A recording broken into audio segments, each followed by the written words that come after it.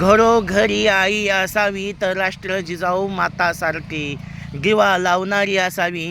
कारण तिनं कसं घडवलं त्या जिजाऊनं शिवरायांना. कारण तिच्या त्यागाची, तिच्या कर्तृत्वाची, तिच्या इमानदारीची, तिच्या धाडशीची, तिच्या प्रेमाची असा लळा लावला लेकराला, असं घडवलं त्या लेकराला.